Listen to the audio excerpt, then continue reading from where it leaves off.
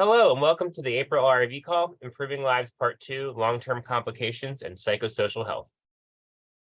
Today's speakers are Jonathan Rosen, Ph.D., Director of Research, and Jeannette Soderberg, Ph.D., Director of European Research. Hi, Brian. Thanks for the introduction. So this slide is showing JDRF's multiple scientific areas. And to sum it up, we do research for all stages, all ages of type 1 diabetes. Today, Jeannette and I are going to be talking about our Improving Lives program, which is focused on people who already have type 1, even as we're looking for therapies that will prevent people from getting type 1 in the future.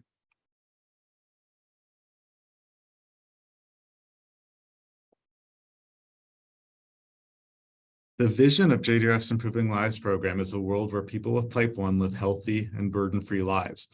Our mission is to get there by advancing the development of drugs, devices, behavioral health interventions, and combinations of these to support long-term health and quality of life. The reason we need this program is because of the urgent unmet needs that remain for people with type 1. As I talked about in the RIV last month, glucose and broader metabolic control are still challenges for most people with type 1. Today, I'm going to be talking about complications, which unfortunately remain a reality for many with type 1.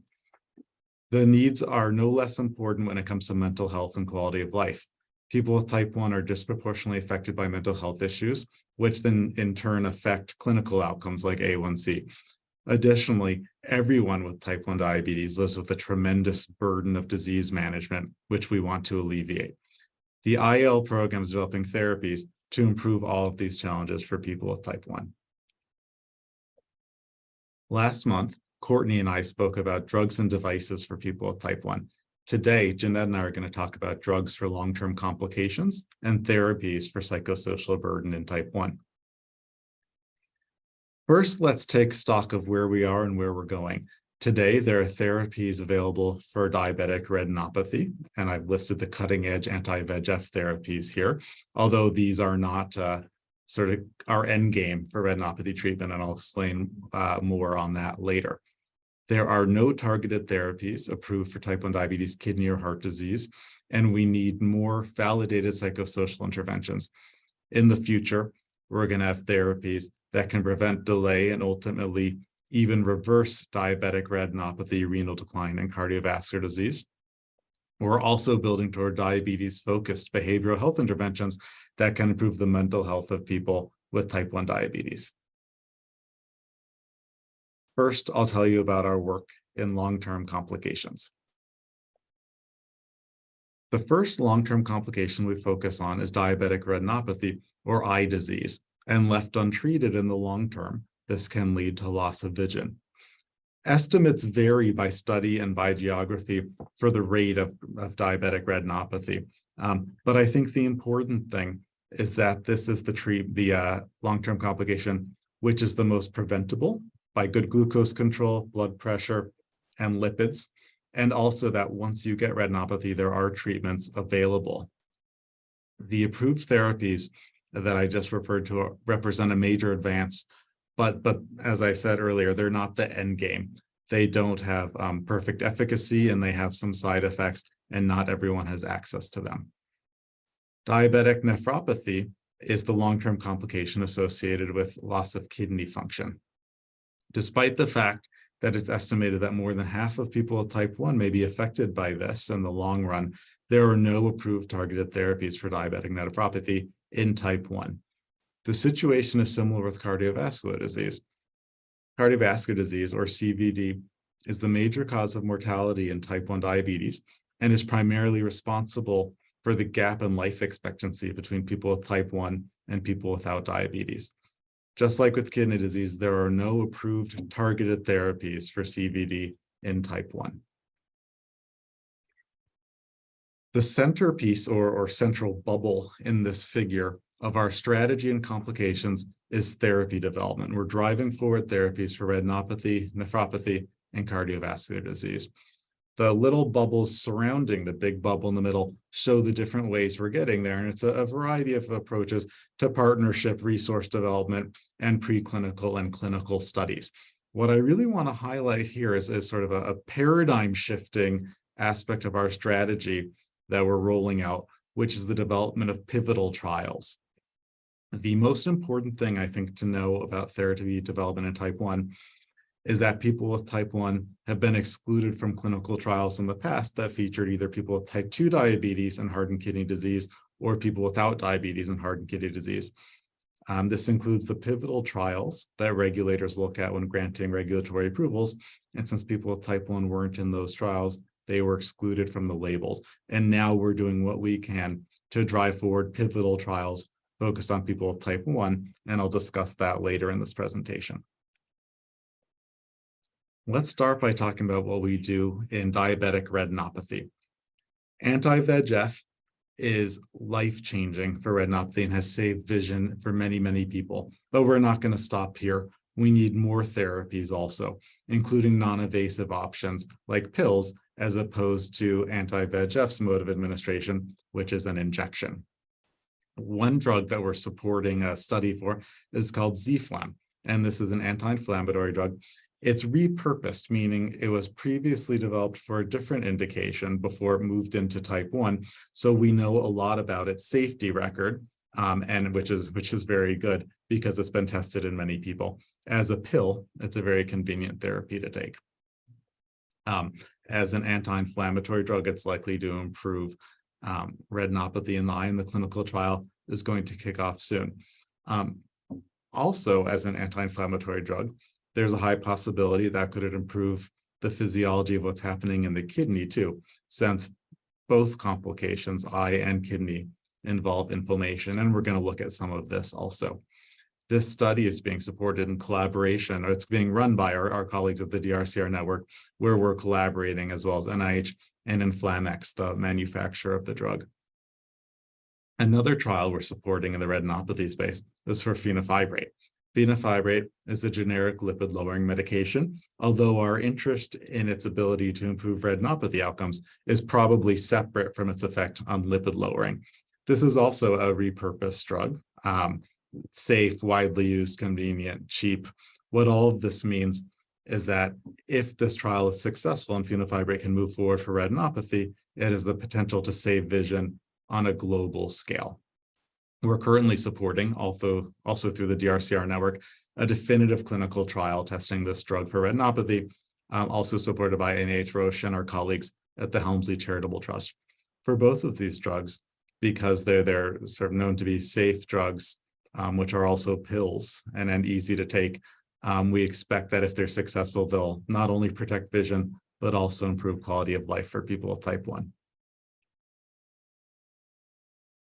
So even as we're testing drugs in clinical trials, we're also doing work to make the path forward for future therapies a little bit easier. And when we were doing this is in collaboration with the Mary Tyler Moore Vision Initiative. This organization's roadmap is a sort of a three-phase process to get to the ultimate goal of therapies that don't just treat retinopathy, but can even reverse vision loss in people who've had it. And this is what we've historically called the moonshot. Step one in this process is to update the diabetic retinopathy staging system.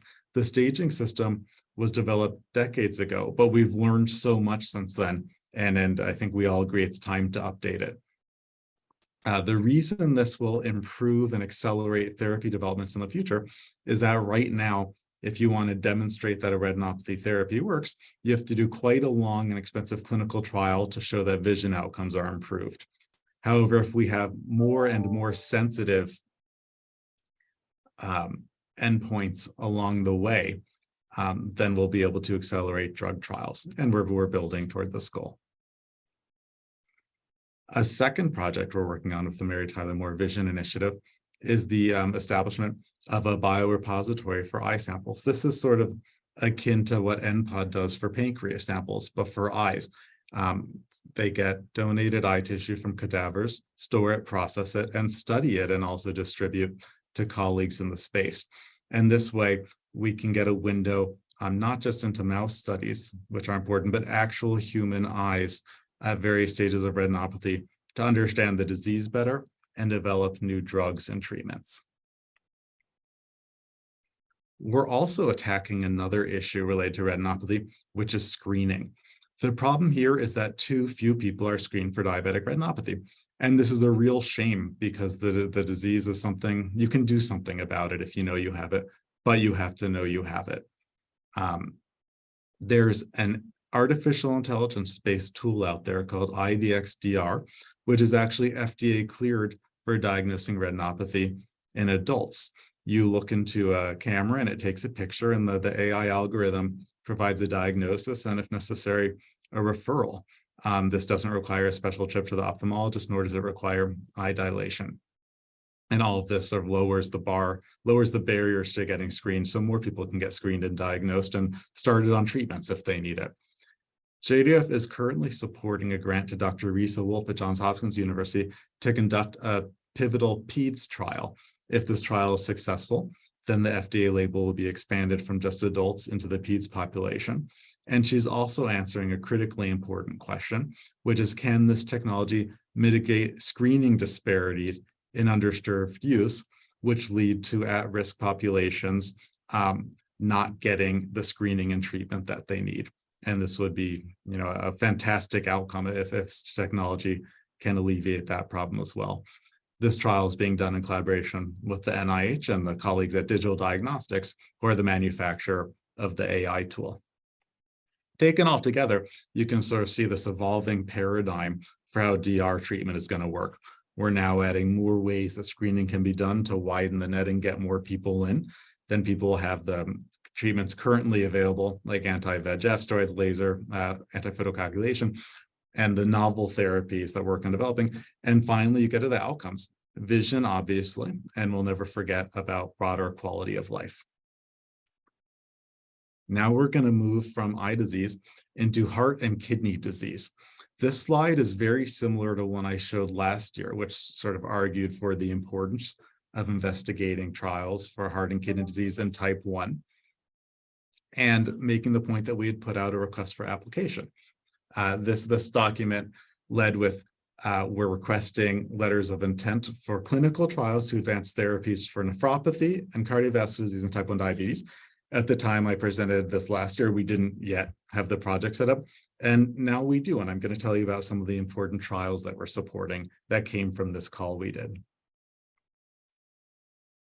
Okay, the first two I'm going to talk about are testing more repurposed therapies. One is called acetazolamide and the other is called montelukast. Acetazolamide is currently approved and taken for glaucoma and also other indications. It's inexpensive, oral, and readily available. The investigators have a hypothesis that when it comes to its kidney effects, it'll work somewhat like SGLT inhibitors. I'll talk about this more in a moment, but for now, suffice it to say that SGLT inhibitors have been transformative for kidney disease in other populations, but have been held back for type 1 because they increase the risk of DKA. Based on the investigators' hypothesis around the mechanism of action of this drug, acetazolamide, it should have SGLT-like effects in the kidney, but without elevating ketones or lowering blood glucose, which leads to a reduction in insulin, which can create risk for DKA. This trial, which is being conducted to look at dosing, safety, and efficacy in type 1, is being done by the team at UC San Diego. The other drug on the slide is called montelukast, which is a repositioned therapy from asthma, where it's been used widely. Like acetazolamide, it's inexpensive, oral, and readily available. This is an anti-inflammatory, and as I mentioned, kidney disease is one of inflammation, so the investigator hypothesizes that this drug will have benefits there as well. And this trial, looking at safety and benefits from montelukast type 1 is being led by Dr. Jessica Kendrick at the Barbara Davis Center. One other thing I want to point out about this drug is it has a rare but serious potential side effect on serious mental health issues. And this is something that we're watching very closely in the trial and following up with the participants very carefully to make sure that everyone stays safe, and then we get sort of a clear picture at the end of the benefits of this drug. Both of these therapies are inexpensive and non-invasive and could be used widely if beneficial. Another repositioned drug we're testing, this time for cardiovascular disease, is called colchicine. This is a drug that's currently approved for gout and Mediterranean fever. Like the other ones I just described, inexpensive, oral, readily available. But this one actually has a bit more data than the other ones do when it comes to cardiorenal disease. Colchicine is included in clinical guidelines for cardiovascular disease in Europe and even approved for a cardiovascular endpoint reduction in atherothrombotic events in Canada. And I'm just showing here a key study that was done. This is a phase 3 trial, which eventually earned it, a cardiovascular disease approval, showing that when they did this long trial, 42 months, and looked at the primary endpoint, which includes death and other serious incidences resulting from cardiovascular disease, many people were saved by the colchicine versus the placebo. Naturally, this trial included few, if any, people with type 1, so we don't yet have hard information about what it'll do in our population. To fill this knowledge gap, we're supporting investigators in Denmark named Drs. Knopp and Johansen to conduct a trial specific for people with type 1 who come in with elevated cardiovascular risk. What's interesting about this drug is because it's an anti-inflammatory, is that it has the potential to also improve other outcomes in people with type 1. Things like insulin resistance, glucose control, kidney endpoints, all of these things are tied into inflammation. And so this trial is also going to collect some of that information in addition to the main outcomes around cardiovascular disease. As I said many times before, the major hurdle we face is that drugs that are currently approved for kidney and heart disease and type 2 diabetes and non-diabetic people haven't been tested in people with type 1. Because they haven't been tested in people with type 1, people with type 1 are excluded from the regulatory labels. And two of the drug classes that we've been most interested in are shown here because these are the drug classes which are showing, transformative effects in people with type 2 and non-diabetic people. One is SGLT inhibitors, and the other is finerenone, which is a mineralocorticoid receptor antagonist. And here again, I'm showing outcome data where you can look with your eyes at the gap between the placebo and the drug in both trials and see, lives being saved. The SGLT inhibitor class is quite an interesting story when it comes to type 1 diabetes. So this drug was originally approved for glucose control in type 2 diabetes. It works by causing people to pee out their excess sugar. It works in type 1 diabetes. It causes glucose excretion and A1C reduction. But what was seen in the clinical trials with this class of drugs was an increased risk of DKA, and this has prevented regulatory approvals for type 1 in the US. In the meantime, serendipitously, it was found in type 2 diabetes that it doesn't just improve glucose control, but actually has phenomenal benefits for both heart and kidney disease. But naturally, people with type 1 weren't included in these heart and kidney trials. And at JDRF, we believe there's an absolutely urgent need to advance these life-saving therapies for heart and kidney disease in type 1 diabetes.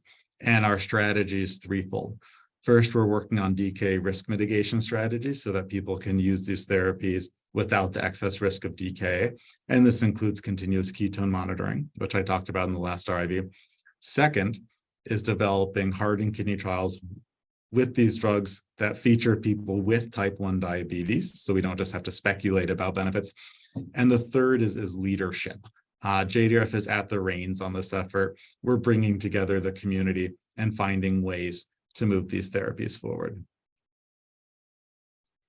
So let me sort of show you some of the progress we're making on that last front. And here we're showing both Ozempic, which is a GLP-1 receptor agonist. That's an extremely valuable drug in type 2 diabetes, as well as Zynquista, an up-and-coming SGLT inhibitor. So the first trial I want to tell you about is with Zynquista, also called sotagliflozin. Sotagliflozin is currently under FDA review for heart failure in type 2 diabetes, and JDRF is supporting a clinical trial to investigate its heart failure benefits and safety in type 1 diabetes. Second trial, the middle column, is looking at Ozempic, which is approved for cardiovascular disease and type 2 diabetes. in a high-risk type 1 population. This trial was actually talked about in the last RIV because it's looking at glucose control, but it's also looking at important heart outcomes, so we can get insights into how well this drug can improve heart outcomes in people with type 1. And third is another trial with that same drug, Ozempic, looking at kidney disease in type 1 and whether Ozempic can improve those outcomes. Ozempic is currently being pursued in clinical trials for nephropathy in type 2, but those trials don't have type 1. So this is going to be the major data source to understand the potential for this drug to be advanced for type 1 diabetes, kidney disease. So let me tell you a little bit more about the roadmap to advance these therapies for heart and kidney in type 1. We're starting at the top. The end goal is regulatory approvals for people with type 1 for kidney and heart disease. And then we work our way down to figure out how to get there. We already know that to get the regulatory approval, we need people with type 1 in the clinical trials. The sort of simplest way, and what we want everyone to do ultimately, is simply include people with type 1 in the heart and kidney trials that they're going to do anyway. But until we get to that point, JDRF is supporting T1D exclusive pivotal trials so we can catch up and get these drugs, which are already advanced for type 2, into type 1. The challenge is that pivotal trials are difficult, they're expensive, they take a long time, and there are other barriers too. So JDRF is working to develop both commercial and regulatory paths to allow pivotal trials in type 1 to be feasible and move forward. And once again, equally important to JDRF funding in this area is our leadership. What do I mean by that? What's JDRF's leadership role? The first is that we bring people together.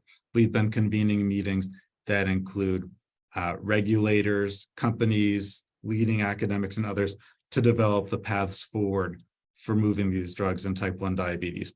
We're currently working with companies and academics to develop the pivotal trials.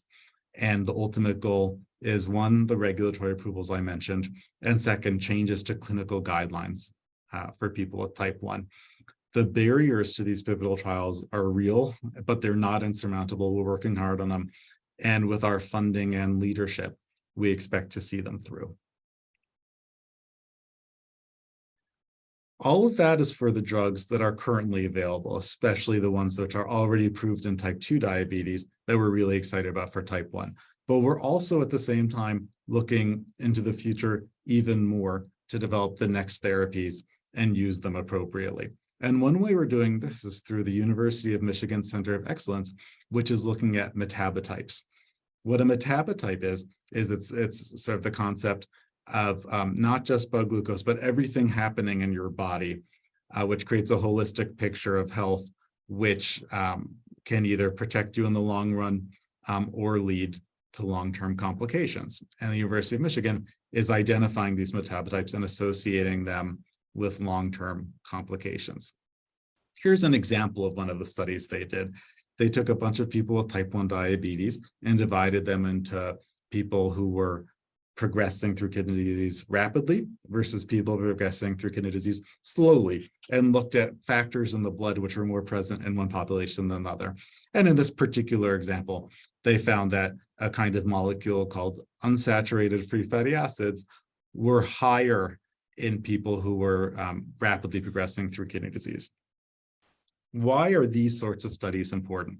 The first point I want to make is that this metabotype concept drives home the point that we always make, which is that it's not just about glucose control. For type 1, in order to avoid long-term complications, you have to care about the whole metabolic picture, not just A1C. Second is that these sorts of studies provide incredibly important information about type 1 diabetes pathophysiology in the heart, kidney, eye, and all the other places they're looking. And these sorts of disease insights are going to allow for even better targets and therapies in the future. The third is that they aid in the development of sensitive biomarkers, which can allow for shorter clinical trials in the future and more drug development efforts. And lastly, is it builds toward the concept of precision medicine, that in the future, when there's lots of therapies, at hand, we'll be able to identify, based on your characteristics, which drug is the right one for you. And lastly, I want to explain about how our work in long-term complications is going to advance drug therapy, even in other areas. So we know right now that HbA1c is associated with the risk of long-term complications. In fact, that's why HbA1c is such an important clinical outcome for people with type 1 diabetes. But what about other glucose measures, like from CGM metrics, time in range, glycemic variability, time below range, time above range, all these things? We know they're critically important for the day-to-day lives and health of people with type 1, but can they also predict long-term complications in the way that A1C can? And the answer is we don't yet know, but there's some very exciting data that argues that they can. What this graph is showing is a recent analysis of historic data from the pre-CGM era, showing that calculated time in ranges from finger prick readings, sort of made into a time in range like metric, could predict the development of retinopathy. But now in the CGM era, we want to develop, acquire the data and do more analysis to see just how well CGM's metrics like time in range and glycemic variability are associated with long-term complications. And we're doing this through multiple ways. With Dr. V. Ralshaw at Barbara Davis, we're looking at the association in medical records between time in range and people who developed retinopathy versus those who didn't. Dr. William Horton at UVA is doing a mechanistic study where he's modulating the time and range of people with type 1 on devices and looking at the acute effects on their cardiovascular system.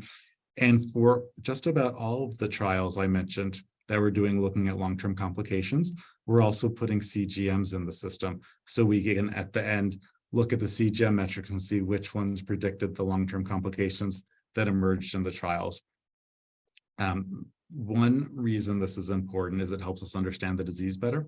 But the other way it's important is that it will allow for another surrogate endpoint for clinical trials. Right now, HbA1c is really the only approvable endpoint if you're developing, say, an adjunctive therapy to improve blood sugar. But if we can show that time in range or glycemic variability are also associated with long-term complications, then we'll have more tools at our disposal to develop glucose control drugs and move those fields forward as well. In summary, I'm going to come back to a similar slide to where we started, showing where we are today and what the future holds. But now hopefully you have a sense of our strategy to get from the first one to the second. In retinopathy, we have therapies, but they have limitations, and we're trying to develop new and additional therapies, which will first be able to treat vision loss and then ultimately even restore vision. For both heart and kidney disease, we're starting from further behind than retinopathy.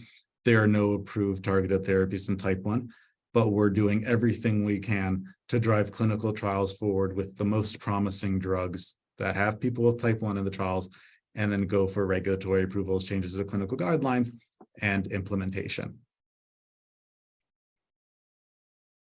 Now I'm going to turn it over to my colleague, Jeannette Soderberg, to tell you about our work being done in the psychosocial space. Thanks so much, John. It's been great to be here today to talk about this exciting priority area for JDRF. Our goal with the psychosocial program is integrated healthcare. Are you going to move my slide, please? Can we start over? Sorry. Let's try that again. Count down from 5 this time, though. Does your slide move? 5, 4, 3, 2, 1. Thanks a lot, John. Your audio is doing that thing again. All right, can you talk for a second? Much better. There we go. Okay. Well, thanks so much, John. It's been great to be here today, and I'm looking forward to talking to you about this exciting priority area for JDRF. Our goal with the psychosocial program is integrated healthcare with reduced, or even better, removed mental health burden for people living with type 1.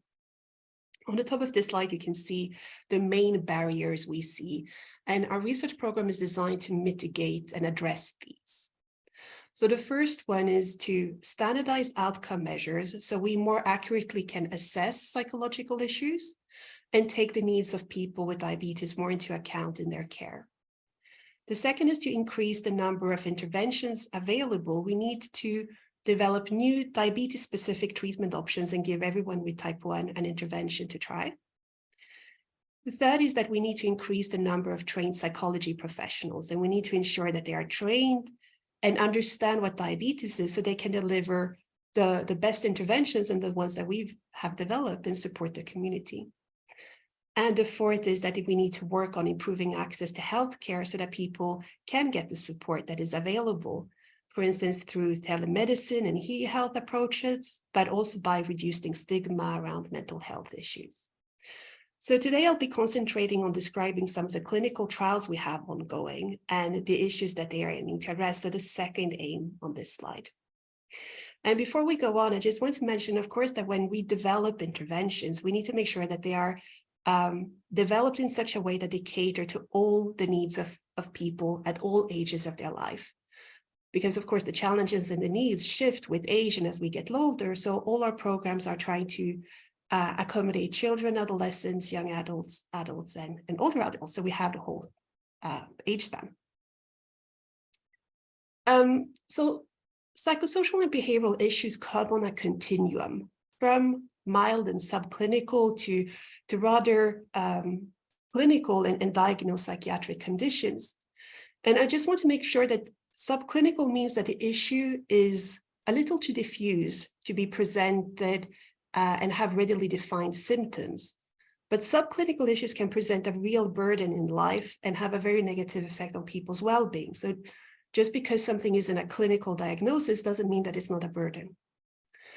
And the boxes of issues that I put on this slide do not only exist in that little box on that specific period or in the continuum that I have represented, but I would like to see rather as a continuum. And people can progress from subclinical symptoms to clinical, which is why we need interventions that address both the clinical and the subclinical issues. And we need interventions earlier in preventive mode so that they don't progress, for instance, to clinical depression. However, we also need diabetes-specific interventions for the more severe cases that take into account that diabetes is a big part of the challenges in clinical state. And all of this correlates with the arrow at the very bottom, which is healthcare resources. For subclinical issues, there's not a lot of resources available, whereas for the more severe cases, the clinical depressions, the clinical eating disorders, the dementia, resources are generally available. So in the psychosocial program, we're concentrating on the issues that are the most prevalent in the community, which are diabetes distress, depression, anxiety, and disordered eating. And I'll be giving you some examples of clinical trials that we are pursuing in these areas. So my first example is the REDUCE study, which is aiming at distress in young adults. So we know that young adults are less likely to achieve their glycemic goals compared to other age groups, and they're more likely to experience diabetes distress. We also know that untreated distress can go on to depression and anxiety, so it's important to address these issues before they get worse. Cognitive behavioral therapy is the most studied type of psychological therapy that has shown very good efficacy to help with these issues. So what this is a clinical trial that is trying out a new diabetes-specific CBT therapy, which is delivered online so that as many as possible can get this type of therapy. And the aim is to test its effect on both distress and glycemic outcomes. Of course, with the hypothesis that those getting the therapy will have less distress and lower A1C. One particular part of this clinical trials is it's looking at people from underserved populations where we try to support them very much because we end up in situations where resources are very scarce, but for some parts of the population, they are non-existent essentially. Next, please. So the Thrive app, this is a really interesting trial by Anna Serlakios, who's running this in both New Zealand and in the US. This is about the early stages of distress, focusing on teaching positive psychology, so positive coping, resilience, self-esteem, to equip teens and young adults with tools to handle their well-being. We know that parents and partners often report that they also feel affected by the diabetes. They feel stressed and they don't feel that they're able to help their loved ones and not knowing how to support. So what we are at JDRF, we are supporting the development of this app that offers evidence-based positive psychology modules that can be done in a duo. So the teen and their parent, or a young adult and their partner. And it can be a great way of increasing the well-being both of the person with type 1 and the other person, the partner or the parent. And this app, in addition to the modules and a diary, include discussion questions. So for instance, a parent who might have difficulties reaching their teen can use these questions as a basis. And since both the parent and the teen are doing it, in the feasibility trial of this app, the doers were very, very positive to this approach.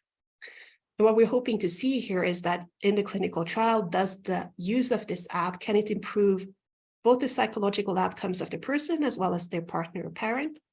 And can it also improve self-management and A1C in the person with type 1? On a similar topic, the topic of supporting not only the person with diabetes, but also the family members. This is a clinical trial run by Jill Weisberg-Rachel at Lurie's Children's Hospital. And we know, of course, that children and their parents can face emotional and psychological difficulties that reflect both on their own coping, but as well as their social circle and family situation. And we know that higher levels of parental distress are associated with worse outcomes for the children. And many parents report very high levels of diabetes-related distress during the first year. So some reports even show that 34% of parents experience this and often report feeling socially isolated. So to help this, JDRF is funding this research study to develop an intervention to help these families. So this intervention is a collection of videos that are depicting families coping with common diabetes stressors to teach positive strategies of how to manage very universal diabetes experiences. And the videos are also combined with telehealth sessions that can improve family resilience and well-being. So it's targeting the whole family. And what is interesting here is that this clinical trial is actually reporting out on its results late summer. So we should know in a few months whether this type of support system, videos, and feeling that you're not alone with these issues, it's successful to supporting the families.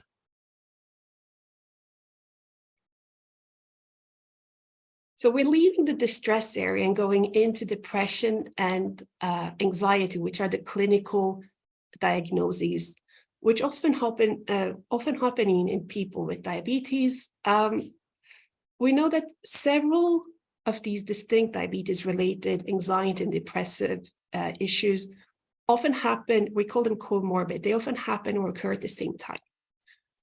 For instance, you might experience social anxiety, as well as fear of hypos, as well as general anxiety and worry about the future.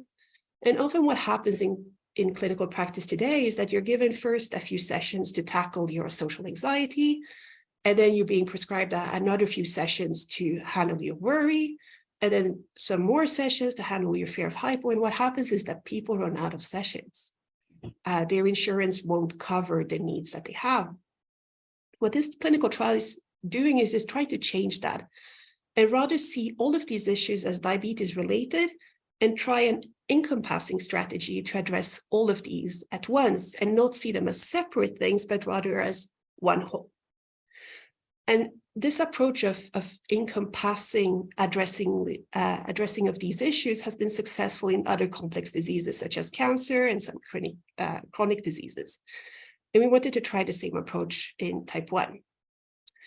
So what we're hoping for is that this clinical trial, which is based on a CBT therapy, but looking at a unified approach, can help with diabetes-related mental health issues, such as anxiety and depression, as well as the glycemic outcomes.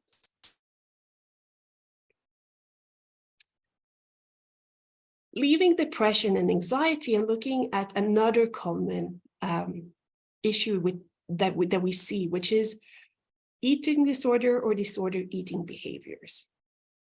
This is a situation which, again, on the continuum can go from just occasional behaviors that aren't necessarily helpful to a clinical eating disorder, which needs a lot of attention and psychiatric help. And then some people like vary back and forth on this continuum.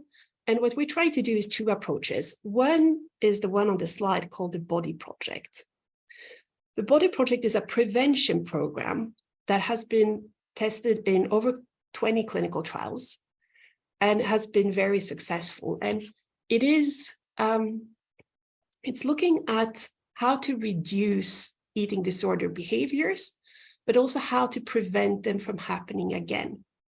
We know that a large number of people who have eating disorders or disordered eating behaviors, they go back and forth. Some periods are worse and some periods are better. So we are supporting an adaptation of this intervention that we know works and adapting it to the challenges of T1D. And what we're doing is conducting a large international study. So we have sites both in Europe and in the US to try to see if we can first reduce the eating disorder behaviors, but then we're following people for 2 years to see if we can reduce further eating disorders onset, like so that the problem doesn't come back. And then we want to see if we can improve both diabetes distress and glycemic control through this prevention program. Recruiting is ongoing, and I'm happy to share the link if anyone is interested in joining this project later on. IACT is an intervention for eating disorder, not a preventive like the BodyProject, but actually an intervention for people who have an eating disorder. And eating disorders comes in different forms. I think that most people think of anorexia, which is a restricted type of eating disorder. But actually what is more common is binge eating. So this is an acceptance and commitment therapy. So it's an evidence-based type of therapy with good results that has worked in anxiety and other types of fields such as addiction and other eating disorders without having diabetes. And what we want to do is test the efficacy of this type of intervention, both on the eating disorder symptoms, but also on the self-management behaviors, because we know that insulin and insulin will affect the eating disorder, and the eating disorder will affect the glycemic variability. So there's a dual component here that we're trying to get at. So we're looking at glycemic outcomes, diabetes distress, self-management behavior, and hopefully being able to treat the eating disorder symptoms. This is also a trial that is recruiting, and I'm happy to share the link for this. So this was a quick snapshot of the projects, some of the projects that we have ongoing. And what I wanted to show here is that we are strategically tackling the emotional side of diabetes. We're trying to come up with interventions against distress, disordered eating, depression, and anxiety. And we've started. We have more projects in the pipeline, but we also need more support. And we're really, really grateful for the support we're getting from the community. And also we think that this is something that, at least I think it's something that is extremely important. And we need to do more to ensure that people understand that diabetes is not only glycemia, that there's a whole emotional side that we need to handle as well. And this integrated view of diabetes is what is going to make us successful in handling the disease. Here are our key takeaways from this presentation. The Improving Lives program is developing drugs, devices, and behavioral health interventions to improve not just clinical outcomes, but also quality of life for people with type 1 diabetes. Something worth mentioning is that the approaches we talked about today are focused on people who already have type 1. But in fact, some of them will be useful at other stages of the disease as well.